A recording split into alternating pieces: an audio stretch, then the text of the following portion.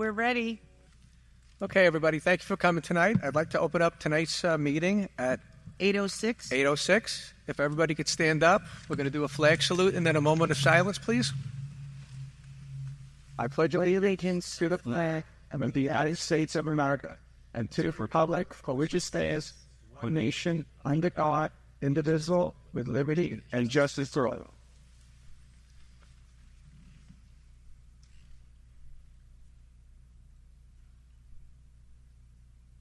Thank you, everybody. You may be seated. Kathleen, can you read the adequate statement of notice? All attendees and participants agree to conduct themselves in a manner appropriate for public gathering. Individual speakers should be advised that no right of privacy protects a person's public comments made in a public forum. Accordingly, all participants bear responsibility for their own statements and commentary. Would you like to move the presentation to the... Yes, we're going to move it to right after comments from the dais. Okay, so we're going to pick up with correspondence. Yes, thank you. Resignation received from Lauren Cummings, alternate 2, member of the Historic Preservation Commission, effective immediately. Consent resolutions. All matters listed under item consent agenda are considered routine by the Township Committee and will be enacted by one motion in the form listed below. There will be no separate discussion on these items. If discussion is desired of any item, that item will be considered separately. Resolution 25-76, payment of vouchers, February 19, 2025. Resolution 25-77, resolution of the Township of Millstone authorizing a person-to-person transfer of plenary retail distribution license for license number 1332-44004. 25-78, resolution directing tax collector to refund real estate taxes listed on Schedule A. Thank you. Motion to adopt the table, please.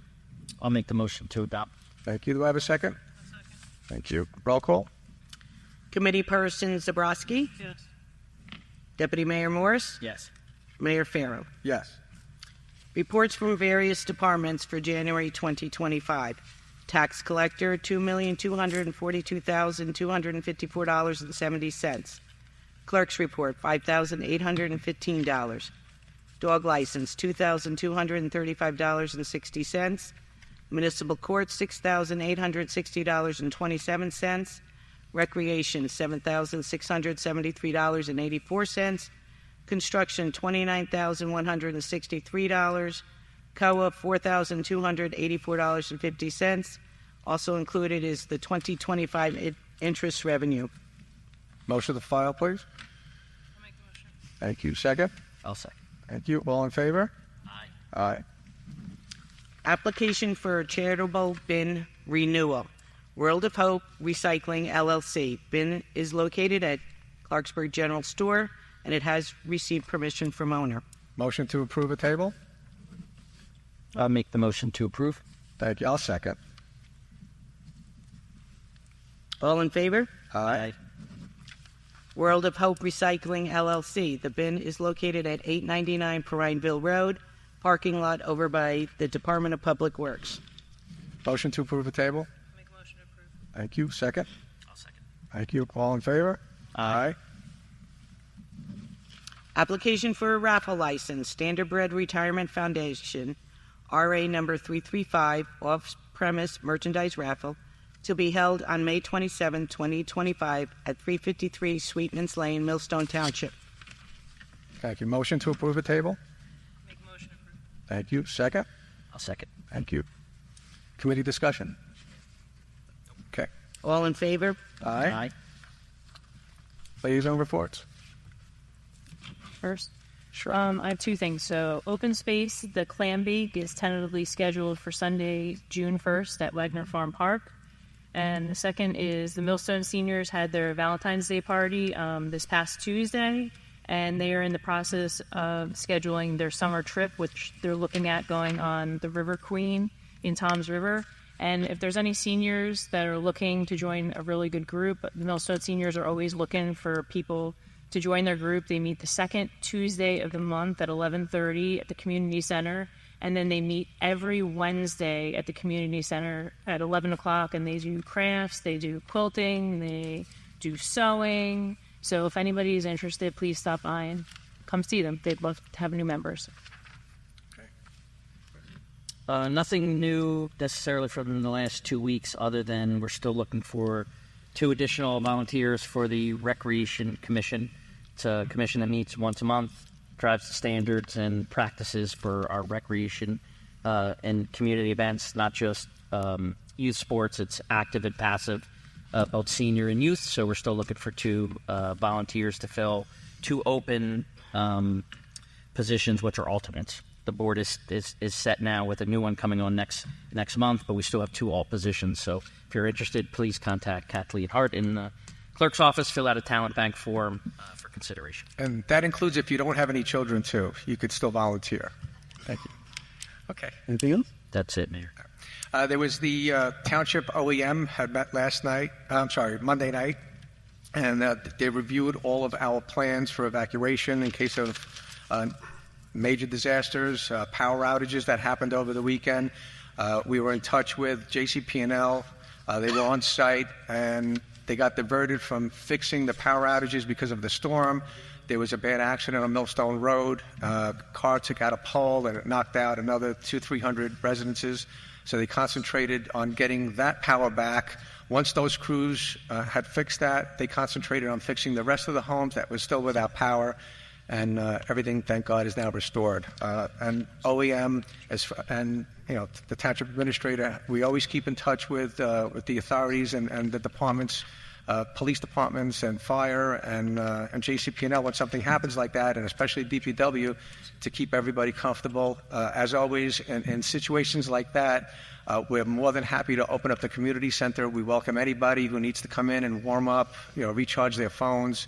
We'll provide water and any other services in those times. So please, if that happens in the future, and you need to go someplace you don't want to put anybody out, we have no problem opening up the community center to any resident in those times. So thank you for that. New business? Kevin, do you have anything?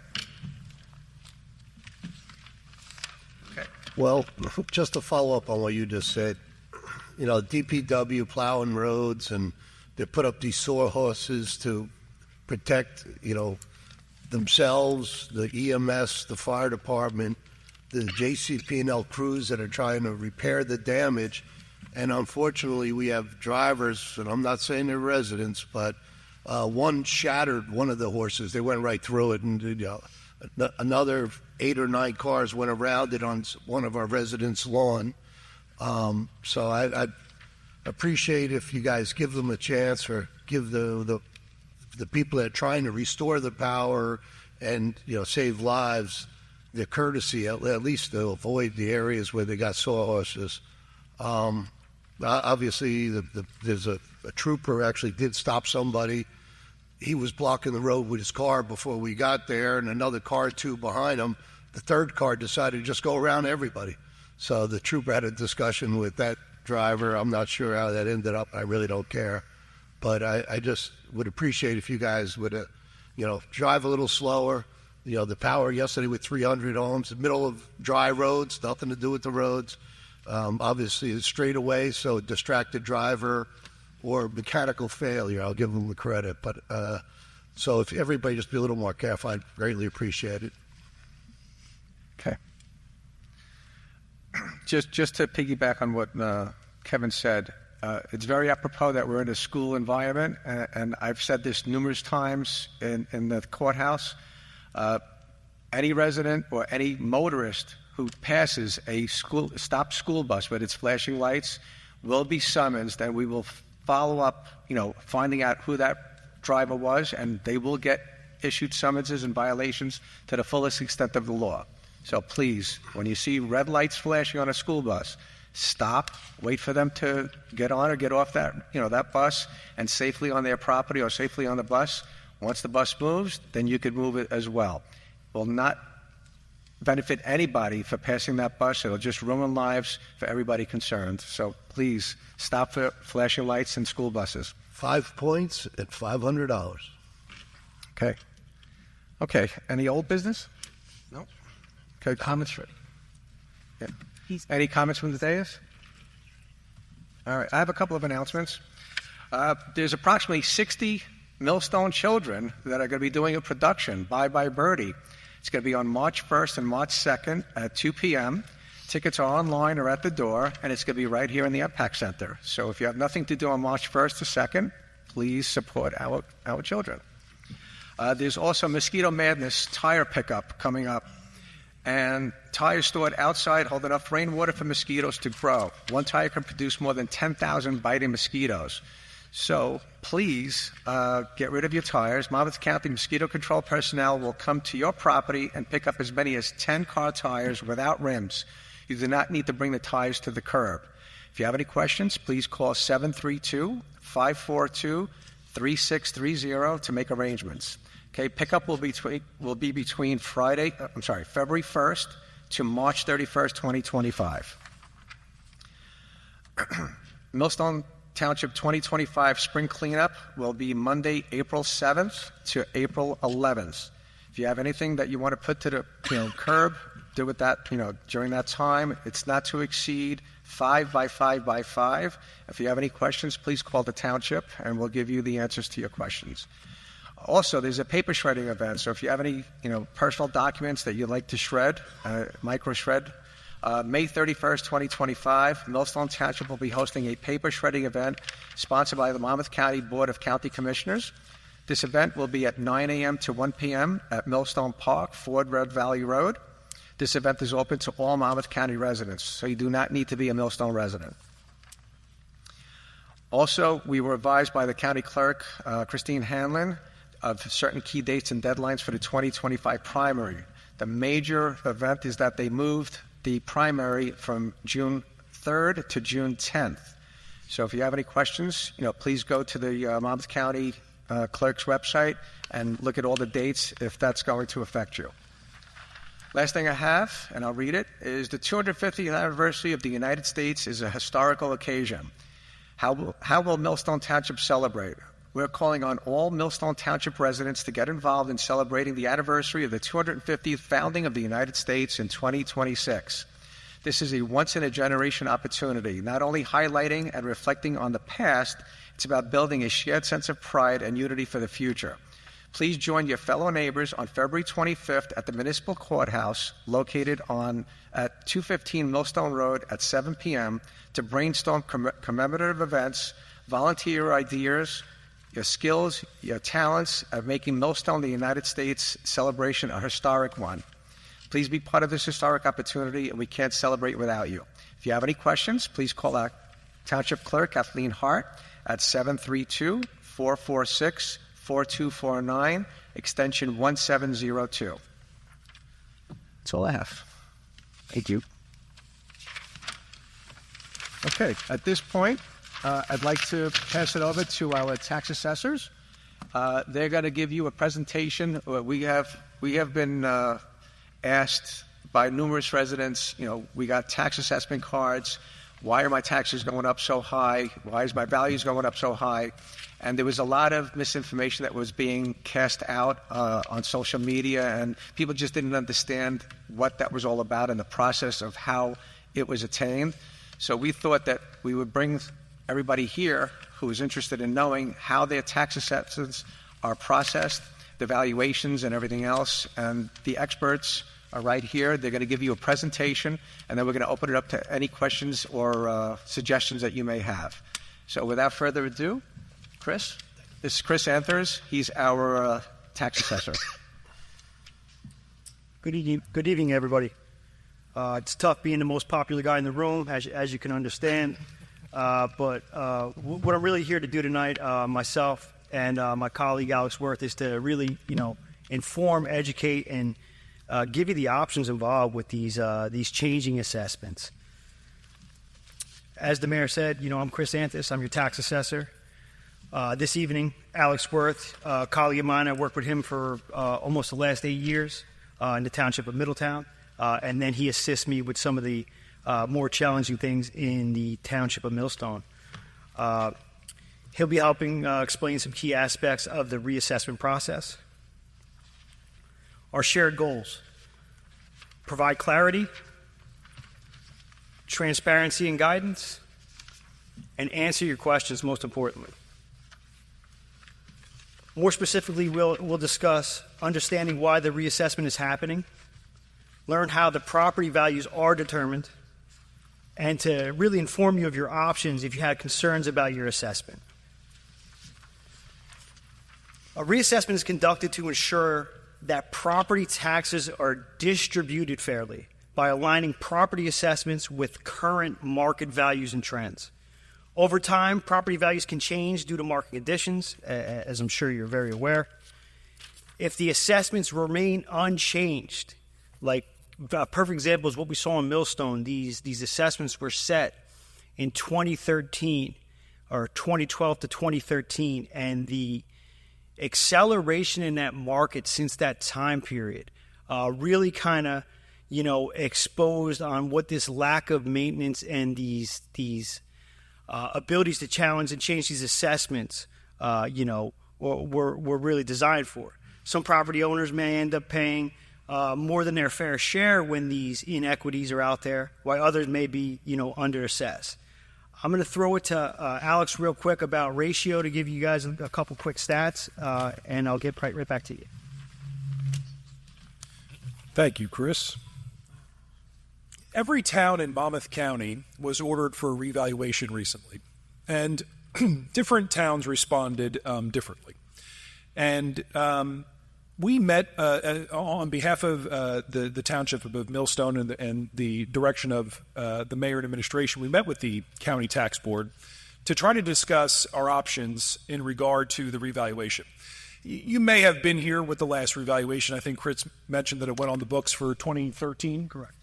So you have this period of getting assessment postcards, as you have for the last 10 or 12 years, of the same value.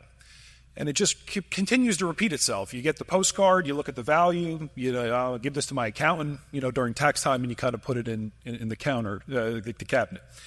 And, it's interesting. I'll go into Chapter 123, which is what the basis for your assessment is if you do not do annual reassessments. And it's about 75% of the state still has this type of methodology. It's quite complex, and we're going to get into it later on. But the point is to say that it's based on metrics.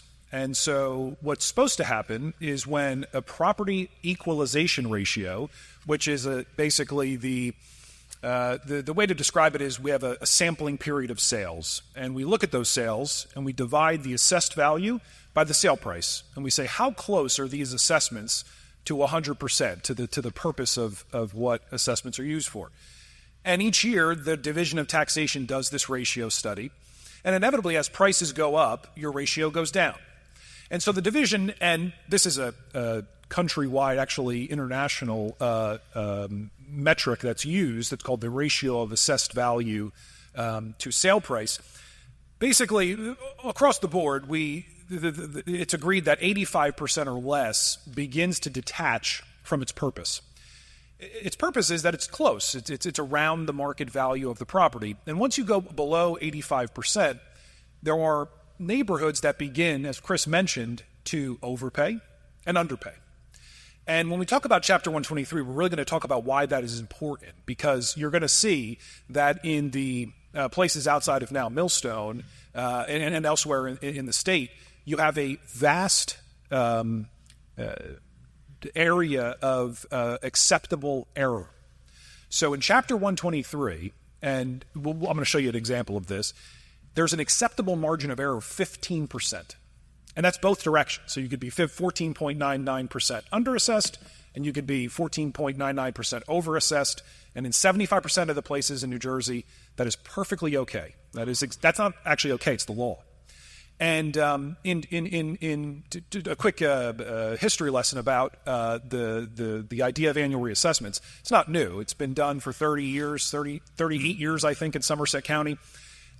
There's places up north that have been doing it for longer. And like I said, about 25% of the state does it. There's different programs. Gloucester County does a kind of a hybrid revolving reassessment, but they had the nice benefit of getting everyone in this room to pay for their first revaluation, which was done by the general fund of the state of New Jersey. But so this equalization ratio for 2024 for Millstone was far below the acceptable range, which is 85%. Now, there's other metrics that go along with it. And a ratio is kind of a bad way to look at something when you talk about distribution because, you could have, I think it's a 50, 150, and 100. It'll average to somewhere around 100. And that's not really telling the whole story. That means some of the town is way off, some of the town is okay, but some of the town sits, under what they should be. So they use a metric to understand how valid that ratio is or how accurate the expression of that ratio is. And that's called the coefficient of deviation. So how much does it deviate? How much is the actual deviation from the ratio? And so that is 15%. And there are, is your max, right? So 85% your ratio, 15% is your max on your coefficient of deviation. Two standard tests used throughout the state to understand how equitable the values are in town, meaning how are people paying the right taxes.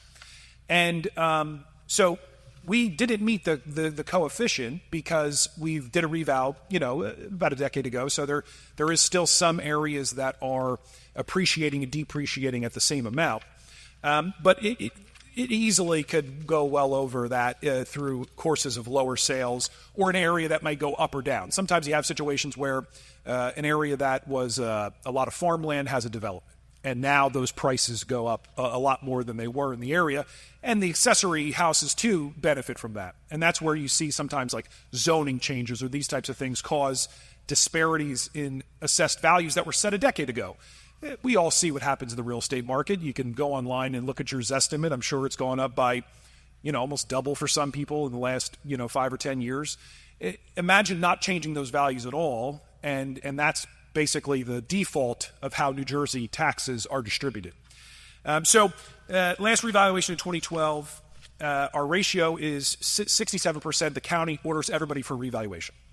And, to this committee's credit, instead of doing the standard, let's fight it, let's pay a high-priced lawyer, $200 an hour to end at the same exact place. You get up, you get to beat your chest, we're not going to do the revaluation, and then it goes on 2 years later because that's the deal you inevitably make. You delay it, you pay to delay it, and then it gets done anyway. Now, unless you're in a place like Jersey City where it was, 35 years, but it's a good example of somewhere that demonstrates the wide impacts of what can happen when you under and over assess. There are places in Jersey City upon the revaluation that went down in taxes almost as much as others went up. In other words, there were people that went up 200% in taxes. And this just shows it's not supposed to go on for that long. It's supposed to be less than 10 years, 85%. If the entire state did that, there wouldn't be an issue. But what ends up happening is, inevitably, money, how much it costs to do a revaluation. The average price in New Jersey right now per line item for a revaluation is around $78. Now, that's quite skewed because you get into a district like ours where it's, rural in most parts, long drives for inspectors. They're going house to house, right? That's what we'll do with our inspections. It goes up. The cost goes up. So who knows what the end result would have been. But let's use $78 as a benchmark to say if we had to do the revaluation, we would have paid $78. And then we would have possibly had to do it again in either 5 or 10 years because those values, as we see today, the ratios decline because the prices are going up. So Millstone, in conjunction with the Monmouth County Tax Board, came to an agreement. And that agreement was since the last time Millstone did a reassessment, we had inspections. So the inspections weren't necessarily outside the range of usability. So we were able to save money by those inspections being done some time ago. And the deal to the county tax board was simple. You're ordered today for a revaluation, and you're expected to do it. So we said we will, to avoid the revaluation, we will begin the process of annual reassessments. But we need to complete the inspection cycle so that all inspections are done before we go to 100% of value. So we can go over this again in the questions and answers if this is not clear. But basically, wait till we get to chapter 123. It gets very complex. But so just to be clear, ordered for a reval, met with the county. Instead of paying, gosh knows, $1 million, who knows what it would have been, we made a deal that says we will do annual reassessments, as everybody will have to do after their revaluation in Monmouth County, as ordered by the Monmouth County Tax Board, and it's the law. It's the Assessment Demonstration Program law. So you do your ratioed reassessment. So what we're doing right now is we're doing 100% market value, and then we're backing down the values to the equalization ratio. We're going to do this year. We're going to do this the year after. And in that third year, when we complete all the inspections in town, we're on an accelerated cycle for inspections. When we complete every inspection in town, we're just going to go to 100% of market value. And you're going to see the benefits of how easy that is, because it's just that. Can I sell, the test we're given, it's not our rules. The test we're given in the state says, how do we define how do we define if assessment is fair? And the state has come up with, it's actually in the Constitution. It says a same standard of value. And that same standard of value, I think it's the 47 referendum, comes from no standards, right? This district is here, this district is there. So this idea of everyone does the same thing. And at that time, almost uniformly, all people adopted ad valorem, according to value. So the same standard. And the legislature said, we'll use the standard of market value as our benchmark on where the assessments will be set. So for the next couple years, your postcard will change. It's going to be based on an equalization ratio, and I'm going to talk about how we calculate that. After every inspection in town is completed, we'll go to 100% of market value. And when you look at that postcard now, instead of throwing it out for the accountant, you're going to have the ability to say, the neighbor around the corner sold for $1 million, and my house is just like theirs, so I can't possibly be worth $1,500,000. And you call Chris, and presumably, if that sale's good and another sale's good, we reduce your assessment to market value. I'm going to switch to Chris, and we'll go back to that fun talk on Chapter 123. So. And another thing to touch on real quick, that revaluation that would have been required, that's directly passed on to you guys as taxpayers in the community. That $350,000 to $500,000, we as taxpayers have to pay for that revaluation out of our own pockets, and then these assessments are then locked in at this value until another revaluation that we would have to pay for.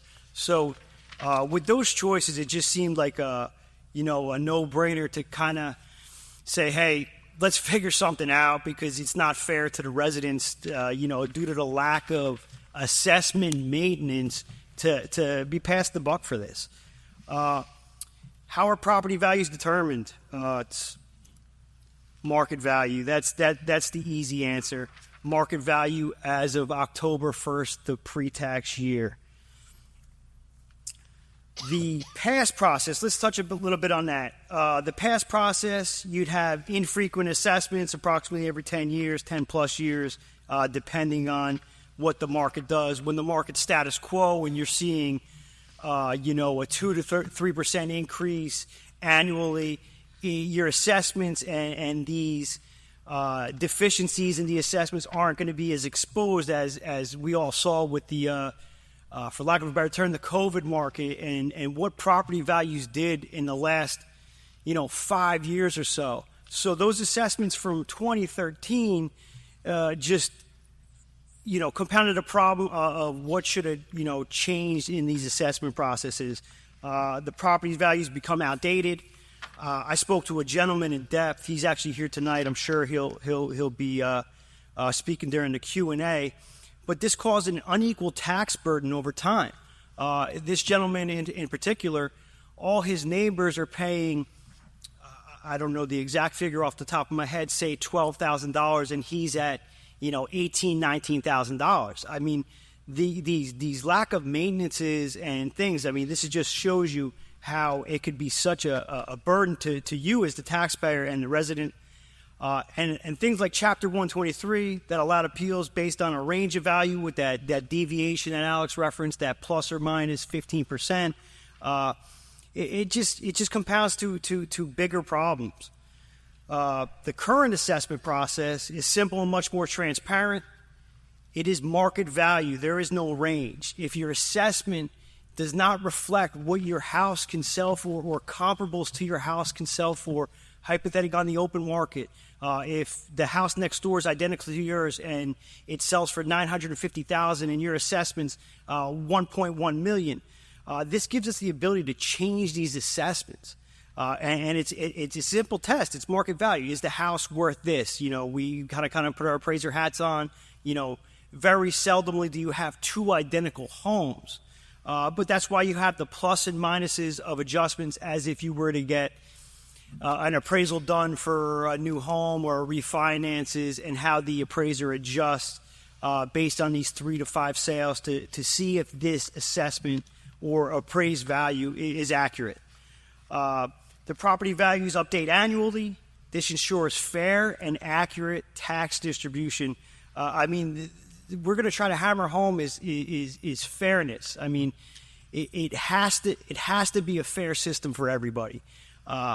And the data verification inspections, just to touch on, they happen once every 5 years, and this is just for data verification to ensure that what was there and what assessment was attached to this property is still there. So, perfect example, if you did a kitchen renovation in 2001 and it's still on your property record card as an attraction point when buying a house, kitchens and bathroom, usually something updated tends to sell in the open market more than something that is a little bit outdated. With these data verification inspections, the main thing is getting the data right on what is called a property record card. These property record cards are used, and the attributes of the property are used when looking at these assessments. I could say, okay, this house has modernization as far as newer kitchens and bathrooms, a pool, detached garage. So these adjustments need to be made for a house that's not that, or an average condition, or in less than that condition. Back to the Chapter 123, I'm going to let Alex, harp on that. That's really his, strong suit. He's very good at, kind of breaking it down, because it's a very challenging kind of concept to grasp if you're not, in the assessment world like, unfortunately we are. It's tough to commiserate with people. I met an IRS agent one time, and we had a good chat. But other than that, not so much. So, New Jersey is famous for its taxes, its high taxes, and I would contend it misses the mark. It should also be famous for this, because this is quite a complex and somewhat complicated system. It's what we have to use today, and we'll have to use for the next couple years until we are able to go to 100% of market value when all the inspections are done. But it really, I would challenge anybody, and please email me if you find this, if you can find a municipality in the state of New Jersey that explains Chapter 123 on its website, gives you the current year equalization ratio, and then tells you how to figure out if you're under or over assessed, I'll buy you, a cup of coffee, because it just, in my, as a student of this game, I've yet to find a municipality to do this, and it's not on purpose. It's just we're going to talk about it. It's a complicated issue. So you get that assessment postcard, and the way it should work is that should be within a reasonable range of your value. So it shouldn't require a complex understanding. I shouldn't say complex. It's basic math, but it's still you have to understand the concepts, right? So it should work that you get that postcard and you go, well, it's about right, and then that's it. But the unfortunate situation is, because these ratios are allowed to decay, that's not what happens. I'm going to use a simple example before I get into a little bit more complex. You get the postcard, and it says $300,000. You look at it and you go, I could sell this house for $5 all day. This is funny. And you put it in the drawer, right? What you don't know, and it might not be published on the website, and it surely won't be published in a way that is easily to understand, is that the equalization ratio for that district is 50%. So 50% of your value means you're actually assessed at $600,000. So now you have to do the math. You have to find out whether or not your value is within the Chapter 123 corridor. So let's talk about it. You get the postcard. You have one you've got, for this year. And you And I think our equalization ratio is around 60. So this will ring true to about what we're going to talk about. So first you have to find your common level, which is your ratio. And then you have to times it by 1.85 and 1.15, 15 one way, 0.85, 15 the other way, to get your common level range. Everybody with me? Okay, not too bad, right? So now you have to find your total market value. So how do you do that? Well, if you go to buy a house, you don't, find the square footage of the pool and find the square footage of the house and then divide that by the sale price and go to the realtor. I would like to pay $220 a square foot for the pool, and I would like to pay $290 for the house, and my offer to you, right? No, what your realtor would do, what you will do is you'll say, that Johnson's down the street sold for $1 million, and they're a little bit far away, but the Howards sold for $1.2 million. I think we should list the house for $1.2 million and expect around that, right? That's a reasonable way to understand what the value of your home is worth. And we're in a really, great time for this because we have things like Zillow and Realtor.com, and even we'll publish on the website sales. It's all open public record, nothing to hide here, all transparent. And you get to look at your assessed value.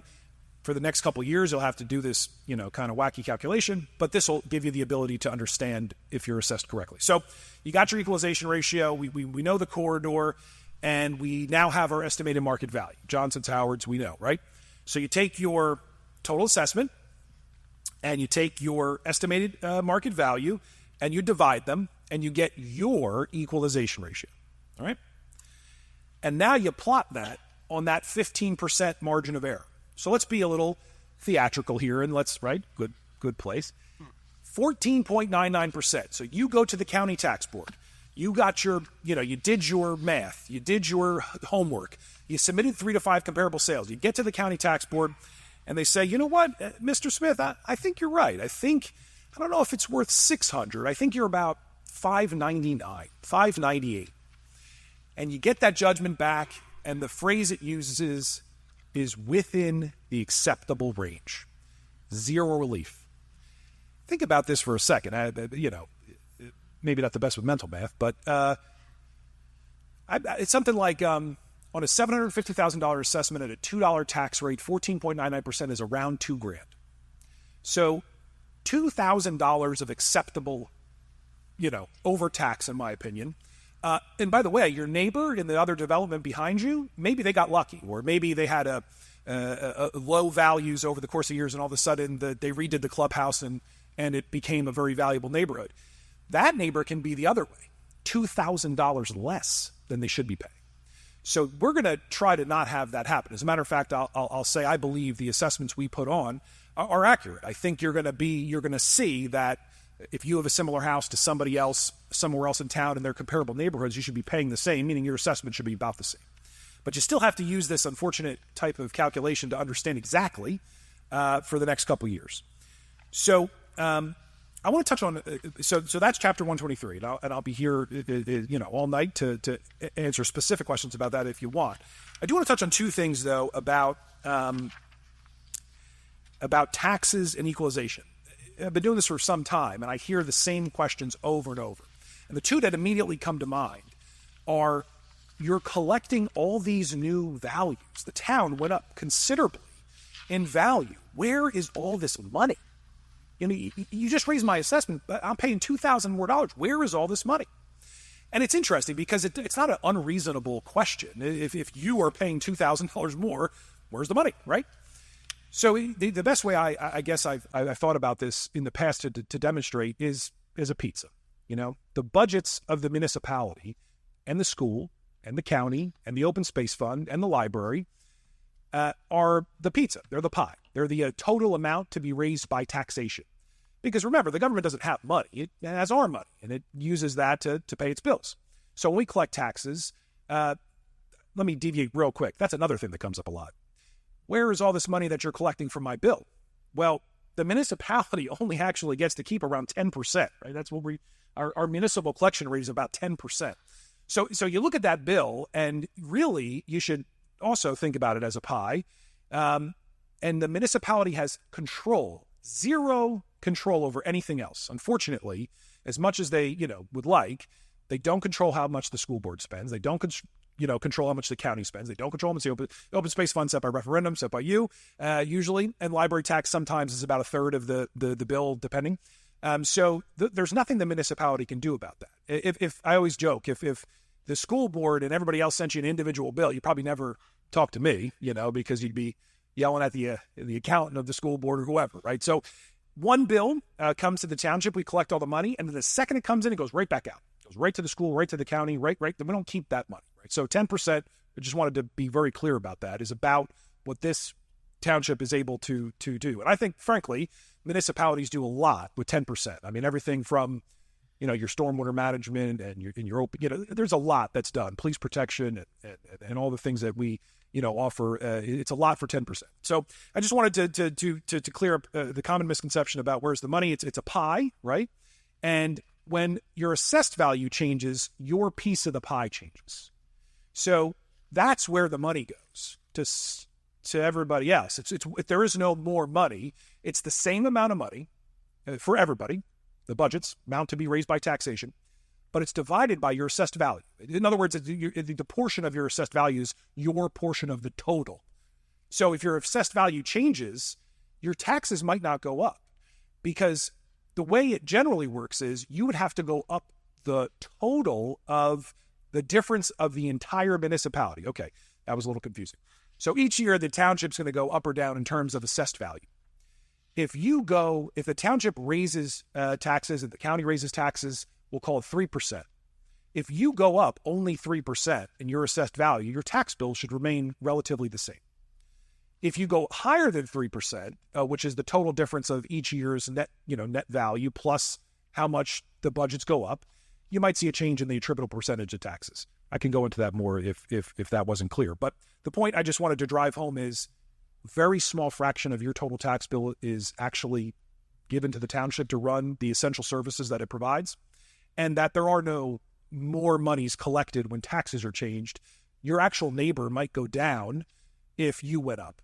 And usually what happens in a revaluation, and it's true too, and it'll happen this year as well, you're not going to call the mayor when your taxes go down, but I'm sure you will when they go up. But somebody generally in the township will go down, somebody will go up, and somebody will about to stay the same. The old adage is a third, and it does actually tend to shake out like that.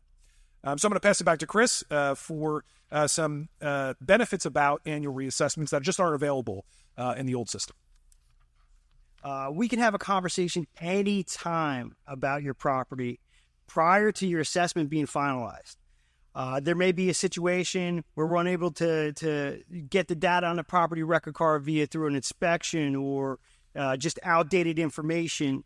And with that inaccurate data, you can call the office, you can let me know, send me an email, send me pictures, give me a call, or you can file what is called a TIARA. And this is through the tax board portal on the Monmouth County. And a TIARA is an acronym for Taxpayer Informal Assessment Review Application. What is TIARA? A way to communicate informally. The Taxpayer Informal Assessment Review Application is free and informal way to submit questions or concerns about your future property assessment before it is finalized. What can you submit? Photos, maps, narratives, supporting documents to demonstrate why your property's assessed value may need adjustments. TIARA opens every May. And it stays open until that 10/1 when the assessments are then finalized, and after that, that's when it becomes like an appeal. But by using TIARA, you can ensure your assessment is inaccurate and possible, and just kind of get in front of it. If last year you wanted to file an appeal and you missed the deadline, it does happen. Life happens. These deadlines are set by the county. January 15th is usually the deadline. Right around the holidays, most of our lives are crazy at that point. If you ever do miss the opportunity to file the appeal and you truly believe or you have evidence that your assessment is wrong, please contact me. The main thing is to be fair. We want to make sure everybody's assessment is in line with the market value. Eventually 100%, as Alex, alluded to before. But that's the main thing. Is the main goal for the assessor's office is just to be accurate. Can I touch on something about that? I've had the opportunity to work in both municipalities that don't do reassessments and those that do, and it's a very different mindset in the two systems. In the old system, there is truly nothing an assessor can do. As a matter of fact, I had this experience, and it's an unfortunate experience. It makes you feel very helpless, which is taxpayers would constantly come to the counter. They would factually be overassessed. I would see it. Some would be in the corridor. Nothing we could do about it. Have to explain that. Uncomfortable. Some would be outside the corridor. And the only thing I could say is file an appeal. And there's a bit of a helplessness you feel when that's the mantra at the counter. It's just file an appeal, file an appeal, file an appeal. And eventually someone's going to say to you, but you know this is wrong, right? Like you know it's wrong. I know it's wrong. Like what? So there's a very clear difference. It's a reactive approach, which is what you have in the 75% of the state. And then there's a proactive approach, and that's annual reassessments. I'm not going to sit here and tell you that you're not going to see changes. There's going to be changes in values. And unfortunately, we're in a market where that's exaggerated. There's double-digit appreciation. So unlike at the genesis of this program, where we imagined a world of 2% each year changing with very little fanfare, we entered the greatest expansion in New Jersey history in its real estate market, and happened to be doing annual reassessments too, during that time. Doesn't mean everybody's taxes went up. Like we talked about, taxes are a function of how much the government spends. But the distribution does change, and your distribution can change from year to year. So I just wanted to kind of hammer home that it is a proactive approach to assessments. When we talk about fundamental fairness, it may not be fair to you personally, but it might be fair to everyone. And that's what we want to do. We want to ensure that everyone is being treated fairly by the law, and we want to take a proactive approach in that. We want to have the conversation at the municipal level. We don't want to send you to the county to file an appeal and it be a constant, a difficult situation between you and your local government, right? We want you to be able to sit down with Chris, send him an email, have a normal conversation, a reasonable conversation about your value. And just as Chris said, and it's exactly that, we're not here we're here for independent value judgments. We're not here to do the bidding of the committee. We're not here to do the bidding of we're here to give you a independent value judgment. So if your assessment's wrong, we have just as much motivation to make it right as we do if it's wrong. Why? Because as assessors, our test is accuracy. Our report card, so to speak, is how accurate are your assessments on an annual basis. So the motivation is clear, right? Follow the motivation. Too high, gotta lower it. Too low, gotta raise it, right? That's the motivation, accuracy. So I just wanted to be clear, because I have had the question of, I've gone up, $1,000. How is that fair? And I get it. I also pay taxes. I understand. It's about the whole picture. So sometimes not what you want to hear, but just wanted to mention that is the case. Now, inspections. What to expect during the inspections? To ensure accuracy, some properties will be physically inspected. Inspectors will carry identification and follow strict protocols. Inspections are mostly exterior. Interior inspections only happen with the owner's permission. We do not take interior photos. Property owners will be notified in advance, usually through a mailer or some sort of, door hanger, if their property is going to be inspected, via letter. Those inspections, just to give you an idea, if your property record card's wrong, the probability of your assessment being inaccurate is higher than not. Can I jump in real quick? Yes, absolutely. So think about this is something that happens all the time. 10 years ago, 15 years ago, you did a beautiful kitchen renovation. And you decide that you're definitely not going to let the inspector in because Facebook told you to. And in this instance, 10, 15, 20 years later, that kitchen is no longer accepted by the market as being modern. Has anyone redid their kitchen lately? Anyone? 75,000, right? 50 plus $1,000 your kitchen could cost in the open market, right? So if you have that kitchen renovation still on your property record card and you follow the keyboard warriors on Facebook and you don't let them in, then you're going to be valued possibly $50,000 more higher than you should. I'm not saying you have to let somebody in. I am saying, though, that the accuracy of your property record card is paramount to an accurate value. And the beauty of this is if you are not comfortable letting somebody in to your home, which I totally get, my house is a mess, 3-year-old, but that's my excuse. The truth is you can send Chris pictures. Chris can come out if you feel more comfortable with the direct. Zoom. You can do a Zoom. All these Right? options. So if the linchpin of the discussion is that we don't have accurate information, you could literally just do a FaceTime with us, and we could solve this problem pretty quickly. Proactive, reactive.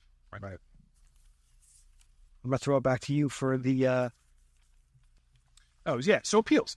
This is inspired. We talked about inspections, and we touched upon this a little bit. But what if I disagree? We have a great online appeal system. You can also do it through paper. Paper is a little complicated because you have to give, Chris the copy of all your evidence in your paper. You have to give the Kathleen a copy of all your stuff by paper, and you have to mail it to the county with a check. Or you go online, you pay a $5 fee for properties over $500,000, and so you can do it all there. No, everybody gets a copy. It's all online. It's all very easy. So of course. For us, it's easier too because we don't have to mail, every letter to you. So we would highly recommend. It's very easy. If you ever signed up for an email, you could sign up for this. It's not a hard thing to do. secure.njonlineappeal.com. January 15th is obviously the appeal deadline for Monmouth County. But if your property is over $1 million, you can go to the state tax court, which is April 1st. I would really encourage you to go to Chris first, to come to us first if you're thinking about an appeal, because there is other mechanisms. If the property record card is wrong, there's a correction of error process. It's a little stringent, but it's something we can explore. And ultimately, if you do decide to file an appeal to the state tax court, we can discuss that. It's a much longer, much more formal process. Much easier to do it at the county first. And if you don't get your desired result, you can go to the state tax court anyway. So I would encourage anyone, even if your assessment is $50 million, to come to the county board first. Let's have the discussion, see if we can, negotiate and come to a settlement. If not, we agree to disagree. We'll let the county board decide. If, in fact, you don't get the, desired result there, you could take that judgment. You could appeal it up to the state tax court, and then that'll be the final step. Well, you go to the appellate division of the Supreme Court, I suppose, if you wanted to. But, the tax court is kind of your last, stop. But Tierra is the first stop, right? Before January, before you get your assessment postcard. You send Chris an email, you talk to Chris about, hey, listen, I really think, that kitchen thing sounds right for me, and I'd like to, you to review the card. Here's some pictures. Yeah. And listen, you call me up, we'll have a conversation. You could speak to any resident that's talked to me on the phone. I'll go over comps with you. I'll ask you, hey, is this like your house? Is this like your house? What comps are you looking at? When I say comps, I mean houses similar to yours that sold within the last year or two, just to see where the market is. And that conversation is super easy. And if you disagree with what I have to say, you can still take these opportunities and these options to, file a Tierra, file an appeal. And if you're still not settled, you can shoot that on over to the state tax court. Yeah, so that's it, right? The workflow is pretty easy. You contact the assessor during the year after the value set. So now is a good time to do a Tierra or have that discussion with the assessor. The next best time is towards the end of the year, after the summer, maybe September. That's right when we start to gear into the reassessment process. The summer sales are over, so we kind of understand where the market, landed. That's kind of your second time. And then, of course, you have from the time you get your postcard, right about November 15th to January 15th to file an appeal. So just over 45, 50 days to file the appeal, but you can have plenty of conversations before that. And then, should you miss that deadline, you have the ability, if the property is over $1 million, to go to the state tax court. You want me to grab some first questions? I'll take it. I'm ready. Yes. Open it up to the public. Oh, sorry. That's all right. But before we do that, Alex, can you just explain that if the assessments go up, that doesn't mean that the taxes are going to go up because of the tax rate when there's an overall look at the township? Could you just explain that to everybody? That's correct, Mayor. So, a little tough without visual aids, but if budgets are capped at 2%, but there are allowable exclusions to allow things like debt service and payments, purchases. So let's just say 3% is what generally it goes up every year. If the municipality goes up over 3%, the tax rate comes down. So every percentage over the increase of the budgets is a reduction to the tax rate. So I was kind of alluding to this before, whereas you could see an increase in your assessed value, you can see no increases in taxes. And in actual certain instances, you could see an increase in your assessed value and lower taxes. That is possible. if you reach out to Chris, or maybe we could put something like this on the website just to illustrate this example, because it does not mean that if your assessment goes up, your taxes will go up, because the rate will change every year now, reflecting the increase or decrease in the total value of the town. Is that sufficient, Mayor, or do you want to? Yeah, that's what I wanted you to explain it, so this way people understand that if an assessed value goes up, you guys still have to look at the overall value of the township and readjust that tax down, the tax rate down. So it doesn't mean that your taxes will go up because your assessment went up. And you explained the problem. Let me also piggyback on this for timing, because this is another one. I'm just trying to think of like some of these frequently asked questions I get. And many times, people have accused us of, somehow manipulating, the raising of the assessed values so that we can correspond with the budget. Very easy to disprove this. The assessments are set first, then the budget is done. So actually in New Jersey, the way it works is your first 2 quarters of taxes are based on last year. So you're actually going to see no change at all to your bill for the February quarter, for the zero change first and second quarter. Any change in the amount that you owe will come in the third and fourth quarter. So this is one of those things where people wait. They're not necessarily, listen, we're all busy, right? I understand. But you really see the impact in the third quarter and you go, wait a minute, what's going on here? I want to file an appeal. Well, like we talked about, it's way past the ability to file the appeal because the assessments are set first, the budgets are approved and set, and then you divide the two. In other words, you divide the total town's value by how much it needs to run. And not just the town, by the way. I'm talking all taxing authorities, school, library, county, open space, right? Each one of those is summed, you divide the two together, and that's your tax rate. So quite literally, the expression of the tax rate shows that when one number goes up or down, the other will go up or down in kind. So you're not going to see, you're going to see a change in your tax rate, and if the values are going up, which I presume they will for at least another couple of years, the tax rate will go lower. Let me touch on something that's very important that is we haven't seen in a long time, but we may coming up. Annual reassessments are good in times of appreciation to recalibrate the town so that everybody's paying their fair share, but inevitably it ends up that values go up each year. One of the things for assessors that is a tremendous tool for annual reassessments is the ability to negotiate tax appeals and head them off before they become very damaging to municipal finances. So quickly, on a quick tangent about this, if you are in a district that does not do annual reassessments or the hybrid kind of that we're doing right now, you are set with that assessed value.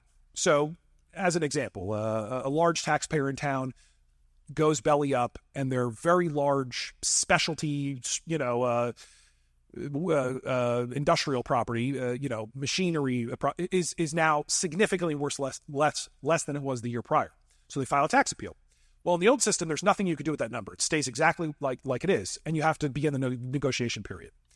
Well, in a complex property like that, it may take 2-3 years to get in front of the judge, and in which time that assessment has stayed the same, meaning if it's actually true that value is significantly lower, every year the township has exposure. And this happens all the time, where a township ends up settling or losing a tax appeal and having to borrow money to actually pay back. Now, here's something that really bothers me. The municipality collects the money. Like I said in the beginning, it comes in, we keep our 10%, and then all of it goes back out to this, building and everybody else to get the necessary funding they need for the essential services. However, in a tax appeal, the school, the county, the open space fund, and the library don't return your phone call. Meaning the township pays all that back, all of it. How that happened, I'm not sure, but the school is not on the hook. I mean, gosh, we get reimbursed from the state for veterans deductions. And yet when it comes to a tax appeal, which could be a considerably large expense for the township that has to go and bond and borrow money and pay interest to repay back that appeal, happens all the time, the township is on the hook for the entire portion. It is nonsensical in that regard. So just to reiterate, the tax rate is a function of the total value of the town and the amount to be raised by taxation, or the amount of the budget. You divide them together, you get an expression. If one of those is going up more than the others going up, then the other one goes down. Chris, I actually had some, excuse me, for the residents that got their assessed cards, with our rate being at 67% this year, it's going to change next year, but for this year, for the average resident or owner of any property, if they divide the number of the assessed card by 0.67, it should get them in the range of what the value of the Absolutely. That's correct. That's one. Thank you, sir. That is So whatever the number, if it's 500,000, you divide it by 0.67, it comes up to 740 something. If that's what the houses in the neighborhood are trading for, Absolutely. And if it's not, then that's a great reason to not only have a conversation with myself, but it gives you the ability to challenge these assessments. I mean, there's a checks and balances being, the Monmouth County Tax Board, where you have the ability to not just say, hey, Chris, you're not right here, but you can also take it a step further and get it changed if it's not correct. With the committee's permission, I'd like to be one of the first municipalities to actually publish this on our website, if that's okay. And I put you on the spot here, but I'd like to get this on the website so residents have it to show you this exact calculation. Maybe that's something we can explore. So we'll publish the equalization ratio, and maybe we can work and get a calculator online. I have one, so then we can put that online. To get residents a very easy way to understand this. Because, again, this is not adversarial. This is about an open and transparent process. And as you can see, and I have had these conversations with some reassurance that we're on the right track, because when people, come to me and they say, my gosh, I never knew. I never knew this was so, complicated. It does give me some reassurance that we're on the right track in terms of trying to make the process a little bit more transparent. So we'll put this online. It's a bit late for the 15th, but April 1st is still available for those over 1 million. So we'll try to get it online before then to show. And so here's the calculation again, just to give you the idea. So 67 is your equalization. Yeah, that we still have it, not for long, but we still have that margin of error at 0.85 and 0.15. So there's your margin of error there. So you take your perceived market value, you divide it by your assessment, you get your equalization ratio, right? And then you plot where you fall on your Chapter 123 corridor. This document, this chart, is available at secure.njappealonline.com, which is your appeal website. We have that site on the Township website. That's on the Township website. You can go to secure.njappealonline.com, and you can go to the bottom of the page. Yep. We had it somewhere. Oh, there it is. Secure.njp Online. Go to the bottom of the page, and it says, I think, documents is what it says. And the document section or guide section will have this exact calculation, the Chapter 123 calculation, and they'll also have the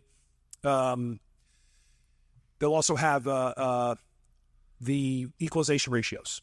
So next year, if you decide to explore an appeal, it'll be there. Let me just double check what it says here. It says user guides.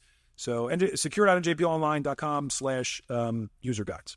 And if you can't find it, send me an email, give me a call. I have no problem sharing it with you. Yeah, we'll try to get that calculated on the website, or at least a way to easily view.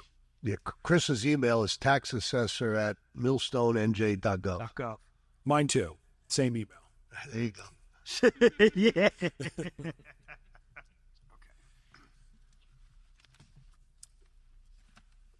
Kathleen, you ready to open it up to the public? It's 9:10. I'd like to open it up to the public at 9:10 hours.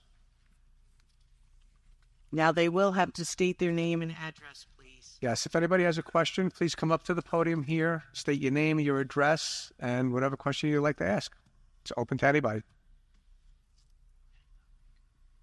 Oh, someone's got to break the ice. Break it.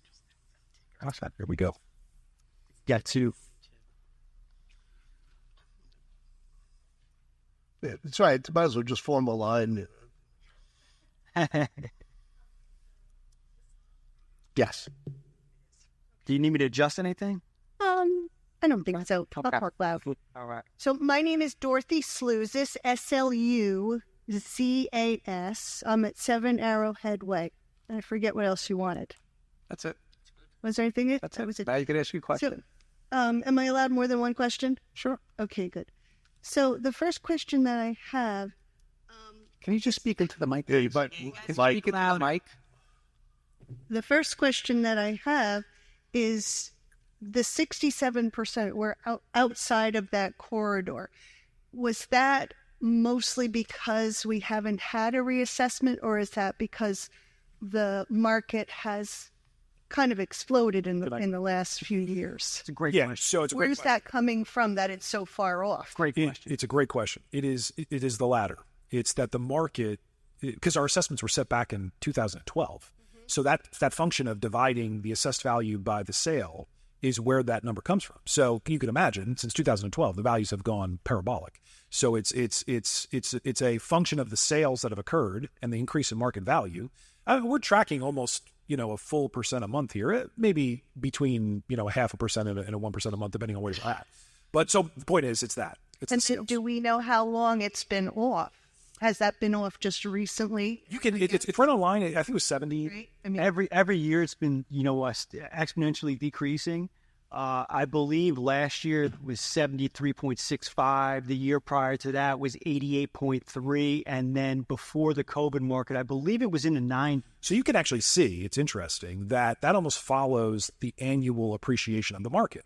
So as the market continues to appreciate about 10% a year, so does our ratio go. It Right. drops. So every sale that comes in, it's how far that sale is from its assessment at time of sale. Right. So that's where these ratios come in. And the Division of Taxation does these ratio studies to see these deficiencies in the assessment due to the lack of maintenance. So is that at the state level or the county level? state. State level. Yeah, so equalization happens both at the county and the state level. Equalization meaning how much, because they're shared budgets. It's actually interesting. Chapter 123 was created for shared school budgets. So the idea is we have a shared district, a shared budget here. So if any member of that shared budget is below or above their equalized value, when you take that 67, you divide it by the total, that's what the total value of the town should be. Right. If that value's off, then somebody in that mix of shared budgets is paying too much or too little. And what ends up inevitably happening is it's not just the shared budget of, say, school, it's everything, right? So you have a situation where you're paying a county portionment based on how much how much the value of the town is worth in total of the county. So if your number's off there, again, you might be underpaying or overpaying county tax because it's just shared budget. So that is a completely separate function from what we do, That has nothing to do, in other words, the state is the one who conducts the study. It's an independent study by the state. The only thing we have say in is we have an initial review of the sales. If say you and I know each other and I sell you my house for below market value, that should not be included in the study. Or you sell to your child. Or sell to your child, or it's a foreclosure, right? So these sales are excluded. And when you file an appeal, this is a good thing to remember. This is what we're talking about when we say non-usable code. So you might see a sale that has had renovations and it's 7. The non-usable code 7. You say, wait a minute, this is a perfectly fine sale. Well, what that sale means is that shouldn't be included in the ratio study because they've made significant improvements since the 2012 revaluation. So should be included because when you divide the two numbers together, they're going to be wildly off from what its original set assessment was. Okay. So we, as assessors, go through those sales. We make determinations on whether they're usable or not. We call realtors, we call the lawyers, we call the attorney. We do this, the ratio study process. We send those to the state, and the state says, I think this one's right, I think this one's wrong, I need more information on this one. That's compiled, and they produce online. And they have the ultimate determination on, what stays and goes inside that ratio. And so it's a set period of time, and that's where we get our equalization ratio from, that process that the state uses. Okay, my next question is our goal is to get in the middle, that 100%. Right? Is that what we're going to be headed toward? And how long will it take us to get there? Is that something that's will occur in 1 year? These are great questions. Yeah. I'm glad you came up. You want to answer that? Yeah, absolutely. So the goal is 100% market value. And the reason being that is the goal is so we can see the fairness and the distribution of these assessments, right? If your house around the corner that's similar to yours sells for X amount of dollars, you should be within that range, right? So it's an easier test for us, than dividing this chapter 123 that. It's, hey, if these houses of this, that, and the other thing are selling for X amount of dollars, then the assessment should reflect that. So the part of the county's deal was, they wanted the reval right now. And back and forth discussions, well, how about we do 5 years of inspections? And they said, that's not good enough because that's 5 years out. That's too long. So this was the give and take. We had to kind of settle on 3 years. We'll do 3 years, 3 full years of inspections. So the entire town will be inspected in 3 years instead of 5. So everybody's fair. Everybody's got the same processes. Everybody's being treated the same. And then that data, which is the main important. There has been so many times this last, revise of assessments that there was inaccuracies on some of these property records. Not to bore you too much, I had this one house that the property record card said it was good to go. I pulled up to it. It was uninhabitable. So at that point, as an assessor, I filed the assessor's appeal on that resident's behalf saying, hey, the reason this assessment's wrong is because our data was incorrect. This is a great point. This is back to proactive, reactive. If we find something on our property record card, again, our test goes from, our report card, so to speak, goes from not having to do, frankly, anything in terms of assessments, appeals, and you got to do your normal duties. But when you switch over to annual reassessments, it's our responsibility to set those values on an annual basis. So if you find something, as a matter of fact, this is the preferred method.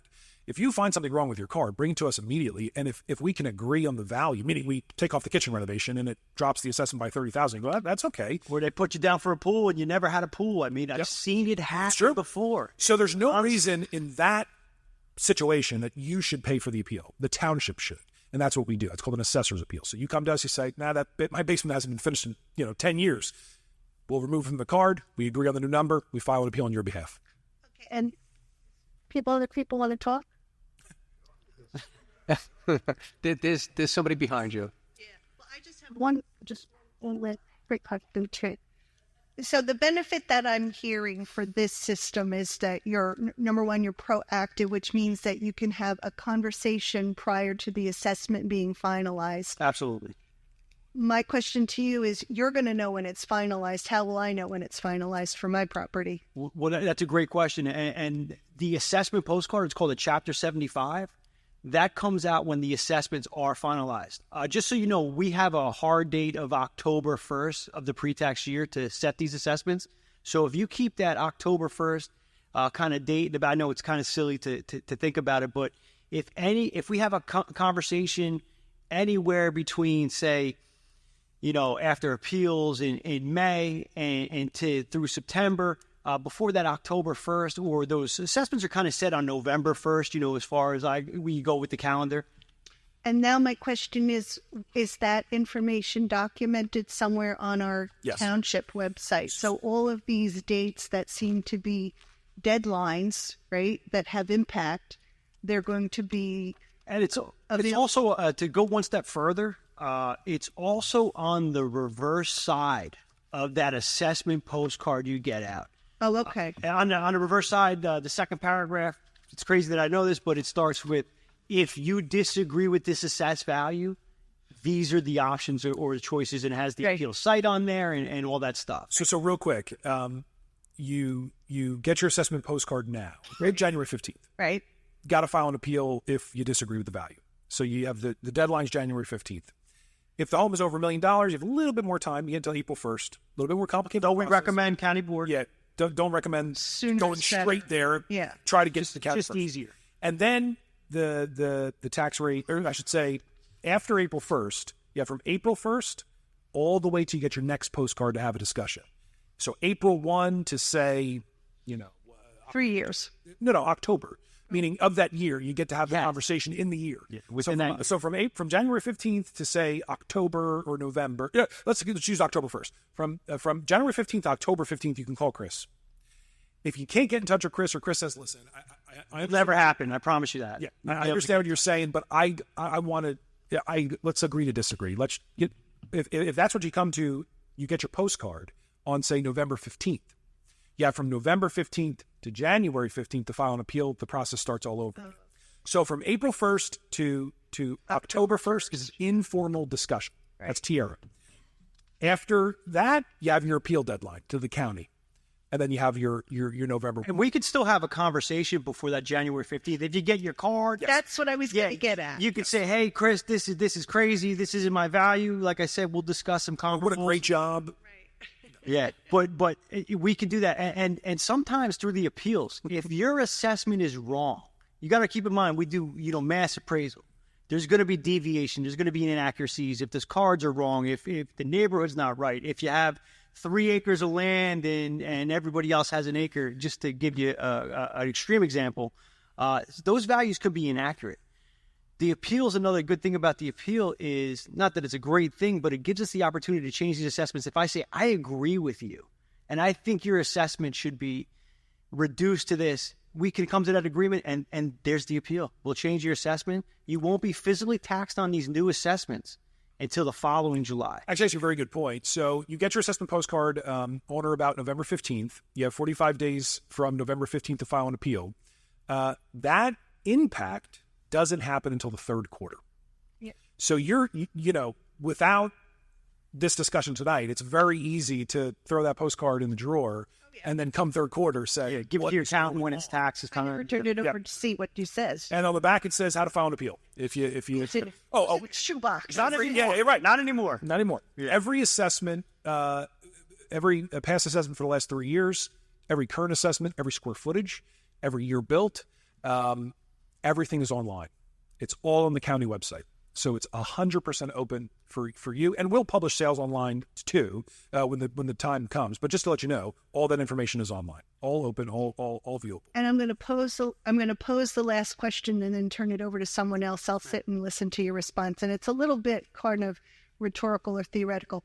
If this is such a good system, such a good way for municipalities to go, why is it that other municipalities aren't doing it? So there's got to be some reason out there, maybe unless they don't have you as, the speaker here, I don't know. But there's got to be, what's the disadvantage, I guess, is the question that I'm trying to I would love to debate. I'm going to turn this over. Yeah, no, thank you. Gosh, it's a great question, by the way. Great question. Thank you. It's a great question. Not everyone in here is smiling tonight. I know it's shocking. But taxes, believe it or not, are not exactly an easy conversation, property taxes, to have with somebody in New Jersey. I've been at the table speaking with with members of the legislature on changing laws, on things like, why don't we publish the ratio on the Chapter 75 postcard? Pretty simple, pretty easy thing. How about we put the corridor on the Chapter 75 postcard? Pretty easy, pretty simple thing. I'm not going to name names. I'm not going to say, to what side of the aisle. I'll say this. Overwhelmingly, in my experience, my personal experience, any type of changes to the New Jersey property tax system are met with a very similar reaction. I can't do that. I can't possibly be the guy or girl or person who advocates for annual reassessments. Well, why is that? Well, what is it? Because it is a politically sensitive issue, because somebody in this room will go up substantially in taxes. Somebody will go down substantially in taxes. For the person that went up, they were not paying their fair share for many years. For the person who went down, they were paying too much for many years. This is a very complex and difficult conversation to have. If the governor were here tonight, I would say, sir, please declare a state of emergency. 67% of the entire state is out of compliance with current laws. Why? Why is the overwhelming majority of the state, why are there laws in the books that say assessment should not go below your 85% ratio, should not go above your 15% coefficient? The Constitution says, according to the same standard of value, everything is there for a accurate and fair property tax system. And yet, when a reval is ordered, the gut reaction from the committee, not this committee, but committees, is to sue. And is to spend a lot of money to, again, whether it's 2 years or 3 years or 4 years, end up at the same exact space. But they get to come to you as a resident who if everyone in this room understands Chapter 123, I did a great job, but I'm going to, say probably not, right? Right? So imagine me sitting down with somebody just like you, who's a member of the Assembly or the Senate, and trying to do this in 3 minutes, right? Because that's all you get. Sir, we have a problem.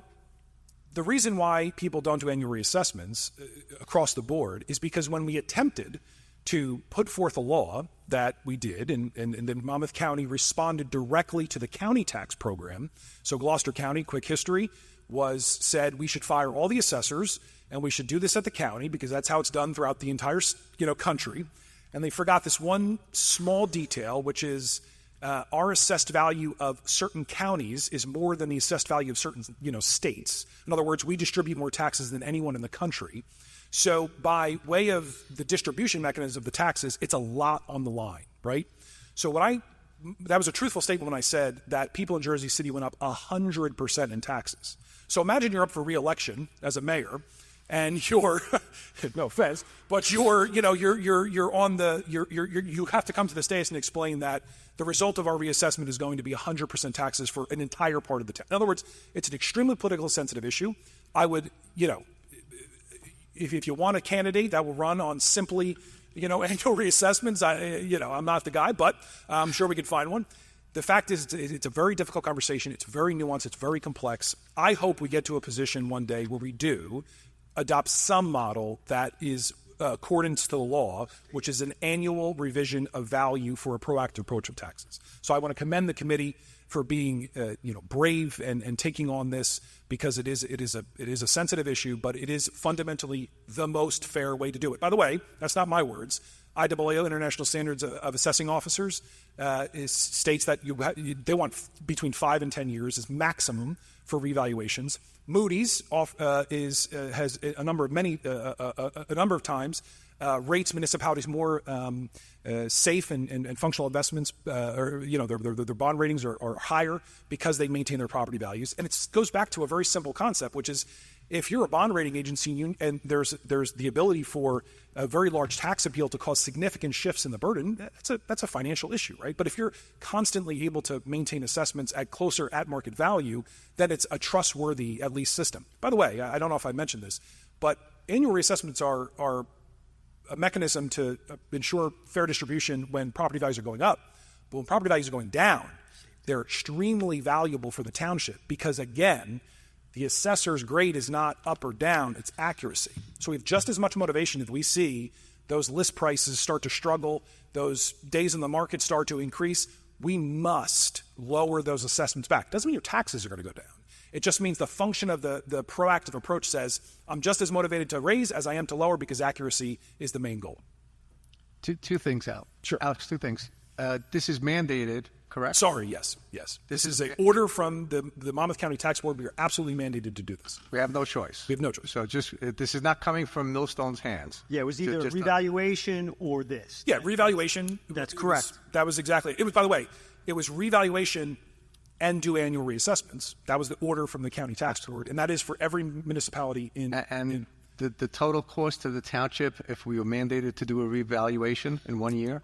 I would say in the neighborhood of $70 to $80 per house, per line item. I came up with a figure close to $400,000 in an annual basis. And like I said, then your assessments are set in stone until you appeal them. You pay for another revaluation as a township. Not as exaggerated, but it is kind of likened to like spending, $100 million launching a rocket and it landing into the sea. It's like, well, thanks. 10 years, you do evaluation. Go again. They're very, accurate. When the book is submitted, and we just throw it into the sea. We'll see you again in 10 years.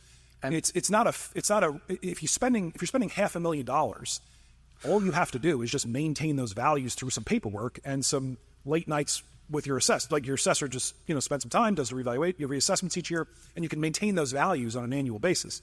It's a pretty simple concept, but it's not a easy conversation to have. The other thing that you didn't mention, it's not just residential reassessments; it's also commercial. This is a big deal, Mayor. Township-wide. Yeah, thank you for saying this. This is again alluding to the one thing. Clearly, I'm the chatty one between Chris and I. the ability for assessors to cut the knees off of a property that finds itself valued too high is extremely important for the municipality. I alluded to this before. You have this appeal that lasts for a long time. You have to bond for it. The assessor can't do anything about it. They know it's wrong. They can't do anything about it. In annual reassessments, commercial, residential, industrial, vacant land, everything is reassessed on an annual basis. We inspect every 5 years. We reassess every year. So that means commercial property too. So if there is a commercial property that is too low or too high, we get to address it in 1 year instead of allowing it to decay or be a problem for multiple years. Sorry. Sorry, I'll try to keep it really quickly. Tina House Connect, 3 Francis Court. A lot of what you guys said is over my head. On my best days, I'm smarter than a 4th grader. So I just wanted to ask about timing because I'm a little confused about the actual physical assessments of the house. So I hear 3 years to have them all done. Then I hear, but we still get the card every year. So is my house on the chopping block, let's say, when is the timing for all this? How do we know, when you guys are coming in? Yeah, sorry. So we'll send you a letter. It's a great question. We're going to send you a letter, and usually we're about 2 to 3 weeks out from the letter. So you get one letter that says there'll be an inspector in your area within the next couple weeks. That's the only notification you get. So that is the letter to watch out for. That's your inspection. That's once every 5 years. So inspections once every 5 years. Let's table that. Not again, right? Values every year. Value is every year. So based on your last inspection, we value your property every year. So when do you look out for your assessment change? Now and, every November. Every November. So those are the two. And then don't get, sorry if it was confusing with the whole 3-year thing. That was just to say that we had to avoid a revaluation or we were going to do the same thing but be on the hook for a revaluation in terms of cost. Meaning we were going to have to we were ordered by the county tax board to do revaluation. We were ordered by the county tax board to do annual reassessments. If we didn't make this deal to do this hybrid approach, which is reassess annually to ratio for the next 3 years, then we would have immediately been on the hook for either the defense of revaluation or the need to conduct one. So it was a good deal, in my opinion, to allow for us to do a hybrid model for 3 years, and then you're going to get a postcard, and it's going to be market value thereafter. When Alex is saying 3 years, he's talking about the entire town. For inspections. Yeah. Just so you're clear. I'm going to let Chris take this one. Tony Caccioti, Cacciotti, 9 Cheryl Lane. Correct. So what happens if I'm one of those 15%ers that, or whatever number you had said, that was overpaying? Recently I found out since 2016 I've been paying a lot more than a lot of my neighbors that are very similar, size house, number of bedrooms, bathrooms, as well as acreage. I understand mine might go down, but where's the compensation of having overpaid since 2016?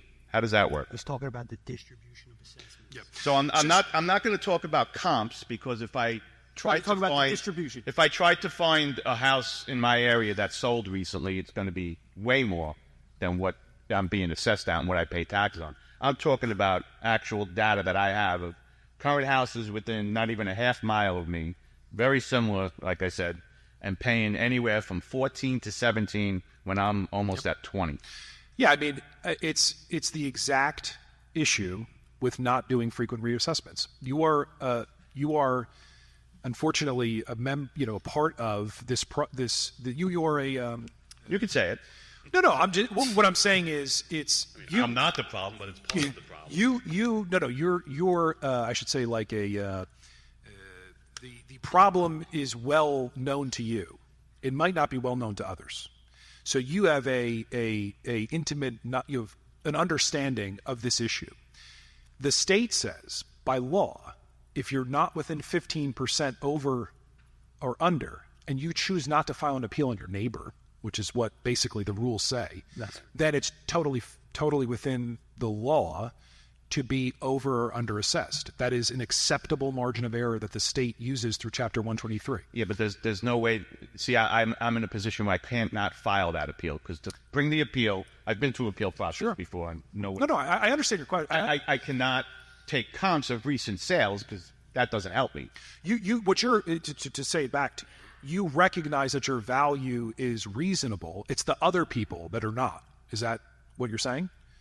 I don't know if my value is reasonable. Well, I just know where I'm at, what's around me, what everyone is paying, what people comparable to mine are selling. Again, not recent sales. You're saying taxes.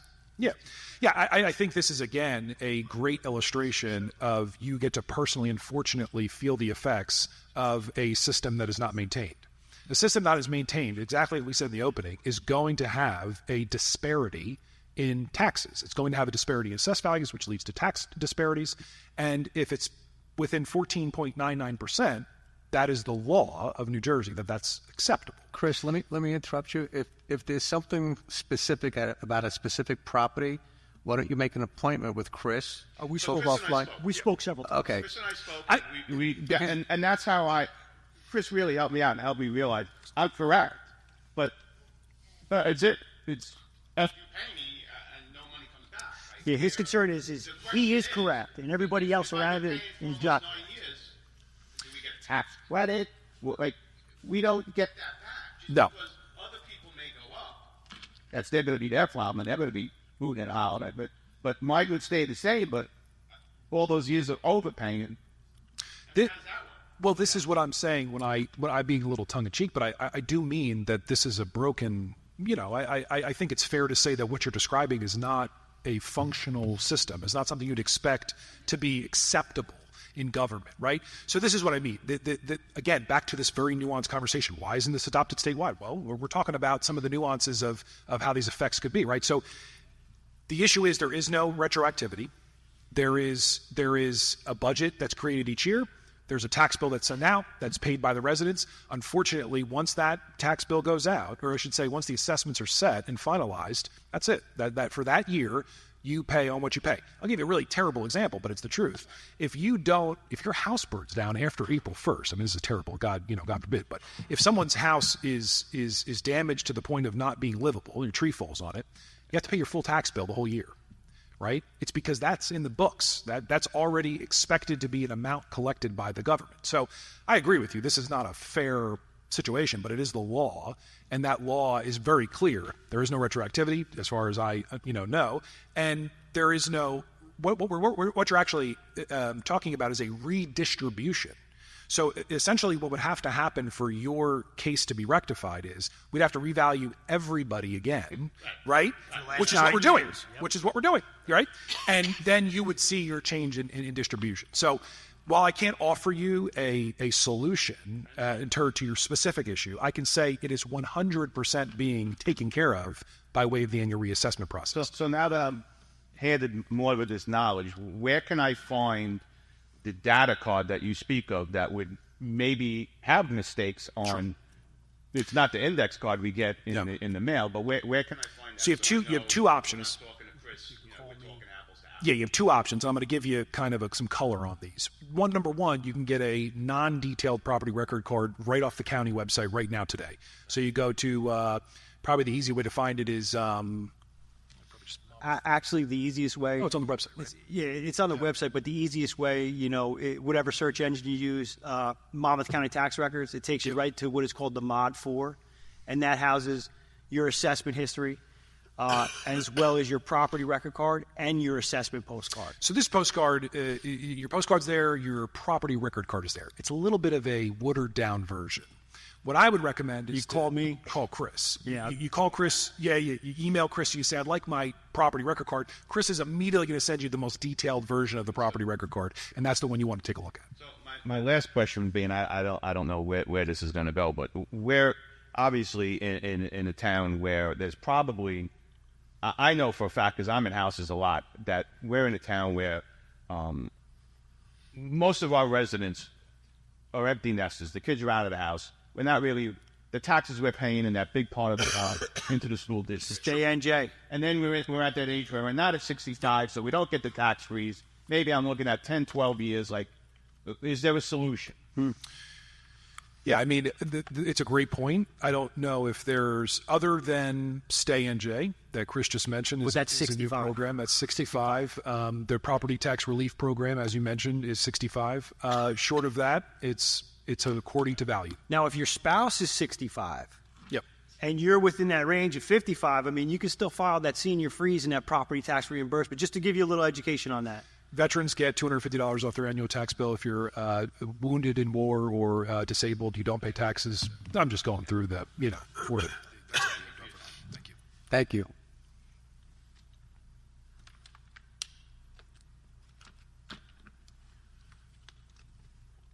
Chris Couch, 15 Preston Drive.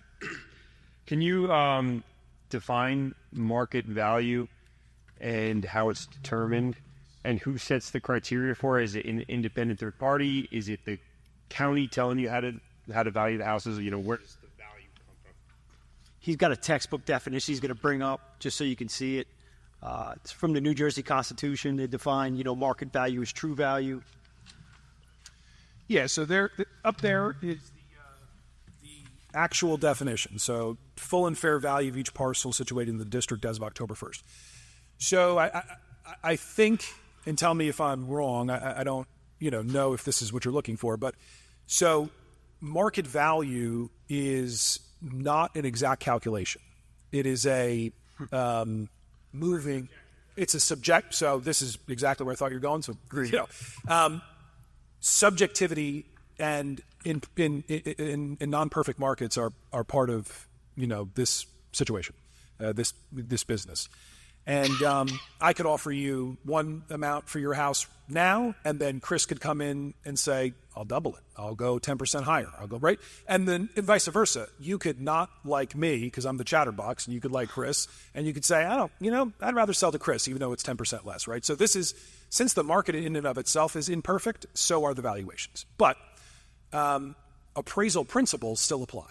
So we are given a set of tools, and we are given a set of appraisal principles. What's an appraisal? Well, 3 to 5 comparable sales. Probably should be within about 100 square feet of your house. Probably want to be in the same neighborhood as a perfect, situation. Probably not over a mile, but maybe, pretty rural place in some parts of town, so maybe over a mile. Would you look at the same home that you're comparing as a buyer?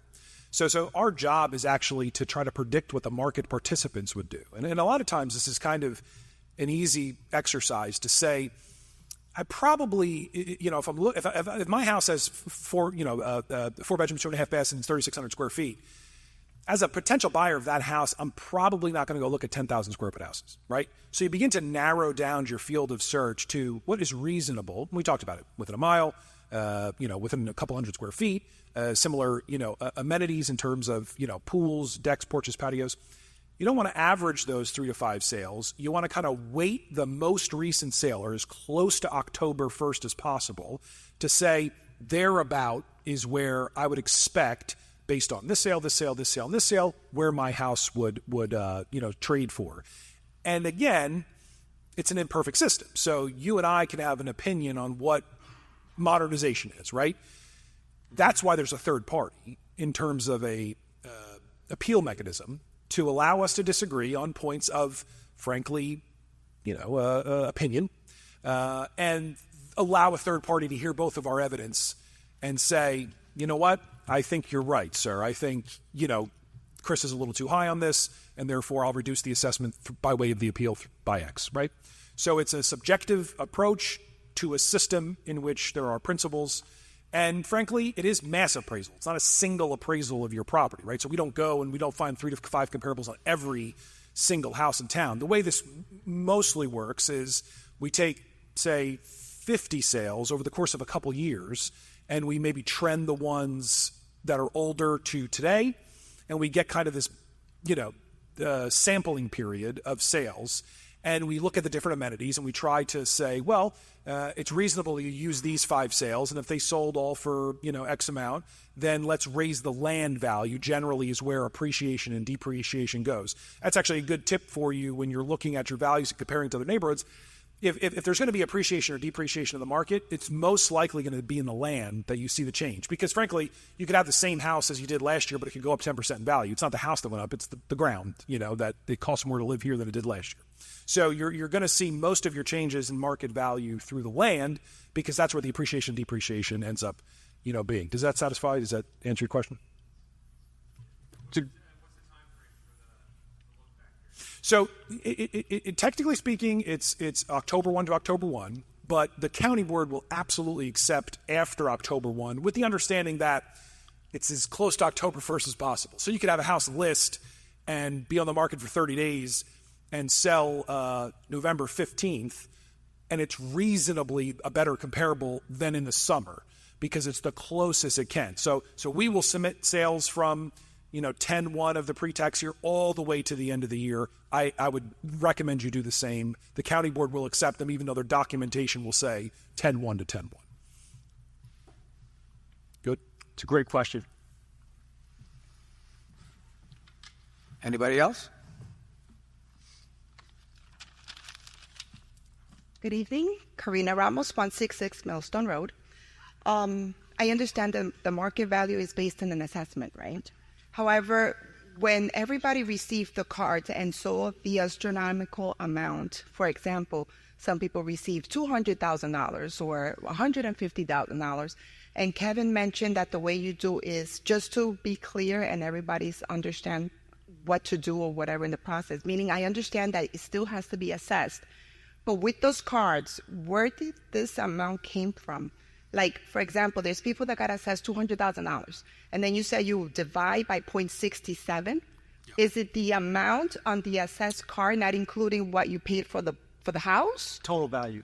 So the total value. Yes, so it'll be, let's say the house was $600,000. You purchased the home for $600,000. It was the card said an assessment of $200,000, so that's $800,000, which means that you have to divide that by 0.67. No, I think you're adding it together. No, Whatever the card says. If that total total number, of the say we have your house, total assessed value is $400,000. Okay. That $400,000, the total assessed value, you would divide that by the ratio, which is the 0.67, which should give you your true value or close to your market value. So whatever 400 divided by 67, say hypothetically it's 650,000, whatever. It's not correct, but just throwing that number out there. So with that being said, that means that moving forward, you'll be taxed on that new assessment, the price, which is, let's say, $600,000 then. Yes. That's the price. Okay. Because I know. No, you'll be taxed on what that physical card says. Okay. The total price. But to determine if that card is accurate, that 400 is accurate, you're going to want to divide that to make sure that your house would sell within that range of value. Okay. So we're not just going to change you to 600 and say, hey, this is your Chris, now from a rough, I think everything went up roughly around 16% on average. So everybody's value had gone up. So yeah, I think she was just more because your rate went up doesn't mean you're paying more, as they were talking about. And just to separate the two, you have your postcard. You take that total value, you multiply it by the tax rate. That's your taxes. Total assessed value. Total assessed Divide value. by the ratio, and it should put you within a range. And if it doesn't, you wouldn't want to challenge it. Some people were kind of confused as to where did you get this amount from?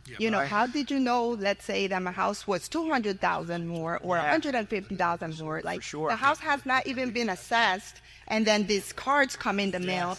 I mean, are you planning to give people a heart attack? Because people That's are not my goal. That's not my goal. I can assure you that. People are not understanding fully of what's going on, of what's happening, and I'm glad we're having this. Thank you, Mayor. But, it's just the fact that we did not understand what was happening. Now, could you imagine these assessments were set to a ratio or close to ratio? Could you imagine if we all went to 100% in a year and everybody's assessment went up 400,000? You would have people living in Millstone. It's a lot of money. Well, again, no. I think so. Just to separate it, right? The sales are used. You pay the same in taxes. If your assessment goes up $500,000, it's not probable. But if everybody collectively goes up that percentage, your taxes aren't going to change much besides cost of services and what the budgets are doing. Yeah, a good rule of thumb is if you went up 16%, right? I'm sorry. A good rule of thumb is if the municipality from year to year went up 16%, you can add the amount that generally budgets go up, call it 3. So 16 you would go back. You would go 16, 15, 14, 13, right? So 13%. Generally speaking, if you're about a 13% increase, your taxes will be about the same. It's when... Wait, do I have that backwards? No, that's correct. No, that's right. So your taxes will be about the same. It's that percentage over the total town's difference from year to year, the 16%. If you're over the 16% in terms of an increase... And this is budget, yeah. You'll see the total town's value. If you're over 16%, which is what the town went up from year to year, you will see a change in your tax dollars as an increase. But that $200,000 on $1 million, that could be, just under that 13%, and therefore your taxes won't change at all. So the shock of the card is not... It's more the sticker shock at that point. But if everybody went up to 100% market value, even though their cards would be a lot more than they are today, we'd still be in the same exact situation. Tax rate we are would go down. Exactly. It would go down even further than it would to today. Okay. All right. Thank you, gentlemen. Absolutely. And if you have any questions, honestly, if you're ever confused, please give me a call. I have no problem, shining some light. I'm a little elementary in my description sometimes, so it might, benefit some people more than others, Absolutely.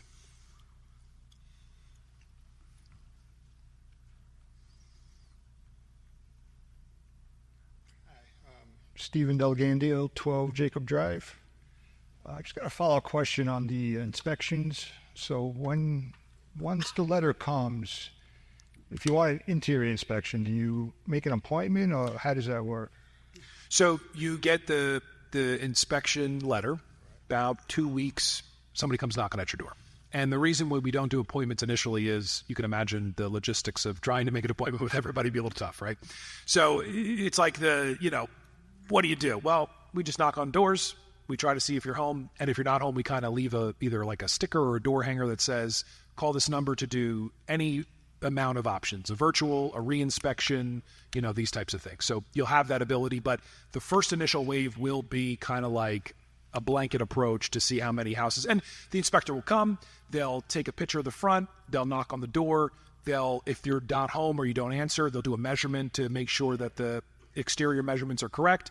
They'll come into your backyard if the gate's open because, we need to find out if, that's kind of how it works. If there's no trespassing sign, obviously we won't do that. Protocol. Yeah. Some farms, I'd be a little bit, cautious. But I've had a couple shotguns. So we knock on the door. We send you a notification 2 weeks prior. You have the ability to contact us. And so if you're out on vacation or something, you don't get the card, you can always call Chris. Or if you're just working, we understand that, people work. This happens during, normal course of business hours. Usually what they do with the card is they leave a brief description of the attributes of your property as far as modernization, beds and bath counts. And if you ever get that card and it's incorrect, please let me be the first call, and we'll shore it up. Like, what assumptions are you making if you don't come inside? So we can't, sorry. No. Like I said, I'm the chatty one. We can't reward people for not letting us in because it's not fair to the other residents. Now, in the past, the revaluation companies would take a very hard approach to this, and they would say, well, you must be hiding something. So we're going to, we don't agree with that. We want to do a little bit more of a nuance. We do a little bit more of a nuanced approach, and it goes as follows. If we go to your house and we see overall it looks like it's in fair to less than average condition, we're not going to assume that your interior, you're hiding something from us, right? So it's like, open to suggestions on this, but this is our current process. No gold faucets or anything inside, that type of thing. But frankly, the community as a whole maintains houses well. Values are, relatively high. So we estimate that your house is the average condition of your neighborhood. Yes, and if the norm for the neighborhood is renovated, everything's, top to bottom, perfect example, our other township, Middletown, unfortunately, we went through Hurricane Sandy, very impacted, and every house was raised and renovated. So that market, those neighborhoods would be treated probably that they had some sort of renovations due to, the impact of unfortunate storm. Yeah, so we do this programmatically, and basically it's but we're not just going to say, hey, he's not letting us in. You got everything modern now. You're a total renovated house. That's not our course. So we look at permits. We look at the average of the area. Simple programmatic. What's the average of condition of the area? And those who refuse or our estimates, we just use that approach to say you must be average for the area, which in this community would tend to be, maintaining your home through the course of the last 10 years, say. So, All right, great. Thank you. thank you. Question?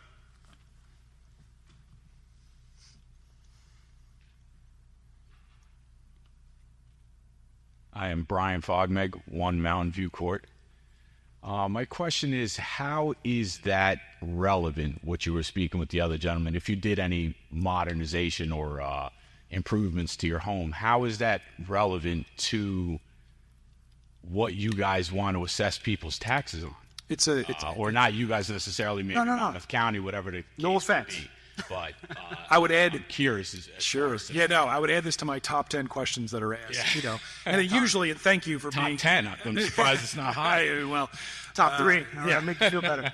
So the statement usually goes, why am I being penalized for doing things to my home? Why am I being penalized for My having a home, I nice didn't house? remove Right? anything. I didn't move any fixtures. Right. I mean, you're already paying a set property tax for, say, my home is 2 acres. I'm paying for that 2 acres. So what I do on that 2 acres, why should that affect what I'm paying if I add a kitchen and I didn't blow out any more living space in my home? Why should that affect my property as far as it going up? My taxes going up. Maybe not the market value, because it should affect the market Direct correlation, but yes. But that should have I don't understand the correlation between that and your property taxes. I don't understand why 67% of the state is out of compliance. It's unfortunately the nature of how assessments are. In other states, they do, like as an example, in some states they do only exterior. So they do drone flyovers every quarter, and if you make like an addition or a change to your house, they'll pick that up, but they don't come in the inside. Okay. And that inevitably leads to, we talked about a kitchen renovation could cost you $75,000, right? Mm-hmm. So imagine you have 2 houses next to each other, fully renovated, not fully renovated, $100,000, $150,000, $200,000 in this community, maybe more, right? Pool, right? That's the difference. The difference is, instead of saying a flat tax for everybody, your 2 acres is basically what you're explaining, a flat tax. Yeah. Instead of doing that, this state says according to value. So with the actual idea, the idea of saying, how can we make this fair for everyone? And the idea is, well, if we set it on a particular parameter, market value, then if you have a nicer house, you pay more. If you have a less nice house, you pay less. Not my rules. You would just fetch more in the open market for a house that has renovations than a house that's identical, that has no renovations at all and has, suffers from, depreciation or lack of maintenance and stuff like that. On a personal level, I can deeply, I totally understand what you're saying. Yeah, that's just my curiosity. Yeah. I'm like, I don't understand. Yeah, this is my house. I can do whatever I want to, and why should I be penalized? I pay for that. That is your property. That is why you are paying for that land. Yeah.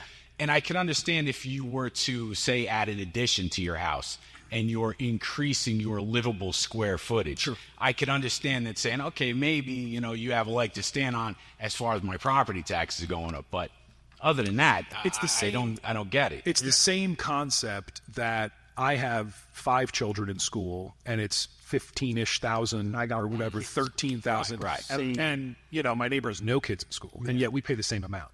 Right. So that's the kind of where we're basing this off of, is again, not to harp on this idea of fairness for all, but it is not necessarily fairness for you personally, because right, but it's fairness for the system to say the neighbor does a bunch of renovations according to value, says that they should pay a little bit more than you do. But when it comes to things like schools or shared budgets, you can use the schools as much as you want. We all pay based on the same standard of value. Regardless of where the flat tax falls apart when it comes to commercial. So it would probably be a reasonable solution for residential. I actually did a study that almost used like an income tax bracket to determine property taxes. I found it to be, it was like an idea I had, and I researched it. And where it starts to fall apart is commercial. So the highest contributors in taxes to this school are your commercial property owners, because they have no kids in school, they don't use any essential services, and yet they pay according to their value. So if they're worth $10 million, that's how much they pay.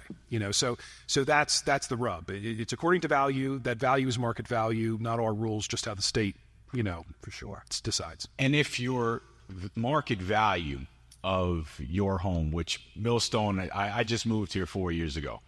And within Beautiful those... town. Huh? Beautiful town. It's great. I love Millstone. I agree. And within those 4 years, I mean, the market has boomed here. For sure. So if the market has boomed here and the town in its whole is now worth more money, are you saying that the taxes, the property taxes, should go down? Or is it going to go up? So let me, this is actually a great, Yeah. if I can, Chris. Yeah, So sure. very important question, because it goes kind of back to my property went up $2,000, where's the money, you know? So it's kind of the same concept, which is you are in the same boat that all your neighbors are in. You all went up probably 50% from the last 5 years, right? Like, it's a reasonable thing. sure. So since you're in that boat, all your neighbors are in the same boat. Right. So if the rising tide lifts all ships, if everybody's going up 20%, and all things considered are the same, meaning the budget's the same, the amount to be raised by taxation is the same, and every person in this room and every single person in town went up 700% in value, everyone would pay the same amount of taxes. Because you take the amount that the town is worth, you divide it by the amount that the town and the county and the schools need, the budgets to run, and that's your tax rate. So when one number goes up, the other one goes down if they're not, if they're in concert to each other. So right. So more or less, it should be that It's a constant variable, the because tax the rate. majority of this town's properties blew through the roof. where it only matters, and just to finish this, where it matters is where you were before. So if you were very, very close to your market value before, to this other gentleman's point, if you were very close before, then the change in your value, change in your tax dollars would probably be very little, because you're going to go from, reasonably close to market value on a ratio to reasonably close to market value on a ratio. However, like this gentleman pointed out, it's not always the case. There are varying degrees of assessments throughout the town. It's not all the same price. So if you were 10% too low and you went up 50% like your neighbor, then you're probably going to go up 10% in taxes, because that's the attributable percentage of the whole that you were not paying on. But it's not used as a cash cow to collect more money and to say, hey, let's go spend this more money. I can't be... Budget No, is but what I the mean, budget is. 10%, you guys collect 10%. You save 10%. So 10% of 150,000. Sorry, I have to cut you. I have to cut you. Okay, go ahead. Have to, right? That is No. what you stated before, no? No. 10% stays here. No. So two different things. Of the budget. Of correct. the total budget. Of the budget, which is included also in tax dollars. No? No. So what assessors do is not collect $1 more in tax revenue. I want to be very clear about this. If I mess this up, because this is definitely my number one, I think, in terms of this conception. I would assume it would be. The pie is set by the amount of money it takes to run the town, the school, and the budget. We're just going to call it a budget for simplistic. The budget is one number. The budget doesn't change depending on what the assessed values do. They are two completely different functions. Okay. The budget is the budget. That's how much you pay in terms of how much the government costs to run. How do you pay that bill? How does the government hand that bill out? Think of it like a deck of cards. Every year, the same deck of cards is created. The budget is created. And that everyone in the room gets a card. But how do you get the card? Well, what's the rules? The rules are how much your house is worth. So you get one card if your house is worth $1 million, and you get two cards if your house is worth $2 million. Well, if next year that we do that same thing and we reshuffle the deck and your house is worth $3 million, well, I take a card from her and I give it to you. No new money, no more taxes. The budget is the budget. It's just about distributing the whole. And that's where these changes will come. The changes in your tax dollars will not come from increased tax dollars, meaning increased spending by the government. Correct. It'll come from the change in distribution, the change of the pizza, the change of your cards, the change of how you're distributed the tax dollars. So it's, what were you assessed at last year? How close was that to market value? What are you assessed at this year? How close is that to market value? The difference of the two should be your change. Okay. Yeah. All right. Thank you. And if you have any other questions, something pops in your head, feel free to give me a call. I know I'm trying to, beat a dead horse, but honestly, I'm accessible. I have no problem discussing anything with any one of the residents. And any questions, if I can't handle, I will get you an answer from somebody that can. The data for this new assessment is going to be available. It's all online right now. It's all online right now. That's correct. And you can download it in Excel. The assessment's not done yet. Done. Assessment is done. Oh, the assessment's already. Yeah. Assessments are done. Tax. Yep. Assessments are done for this year. The appeal deadline was January 15th. Okay. The next one is April 1st, which is if you're over $1 million. And then after April 1st, then your next date is November 15th when you get that postcard again. But during that time period, you could talk to Chris about your new value. So right now, there's nothing we can do about this year's value, but you can have the conversation at least started with Chris.